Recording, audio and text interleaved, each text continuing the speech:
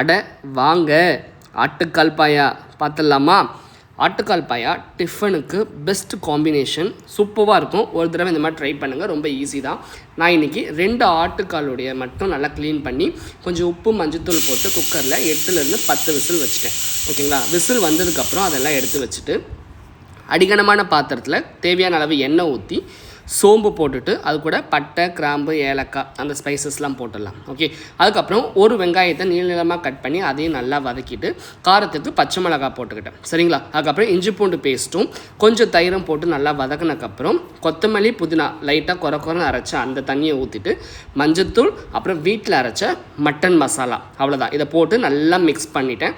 இது கொதித்து வரும்போது நம்ம குக்கரில் வேக வச்சுருந்தா அந்த ஆட்டுக்காலை இதில் ஊற்றிடலாம். ஓகேங்களா? ஊற்றிட்டு நல்லா பொறுமையாக கிண்டி விட்டுட்டே இருங்க. ஓகே, ஸ்மெல் அந்த பச்சை வாடெல்லாம் போய் வரும். அது கூட சீரகத்தூளும் தனியாத்தூள் அதுக்கப்புறம் வெறுமிளகாத்தூள் போட்டு 10 முந்திரி நல்லா ஊற வச்சு அரைச்ச பேஸ்ட்டு தேவையான அளவு உப்பை போட்டு நல்லா கொதித்து வரும். அந்த டைமில் நல்லா சுண்டி வரும்போது ஒரு கைப்பிடி அளவு கொத்தமல்லி இலையை தூவி இறக்கிட்டா போதும். ஒரு சூப்பரான ஆட்டுக்கால் பாயா ரெடி ஆகிடுச்சு. இது இட்லி, தோசை, ஆப்பம், இடியாப்பம் எல்லாத்துக்கும் பர்ஃபெக்டான ஒரு சைட் டிஷ் தான். ஒரு தடவையாவது இந்த மாதிரி செஞ்சு பாருங்கள்.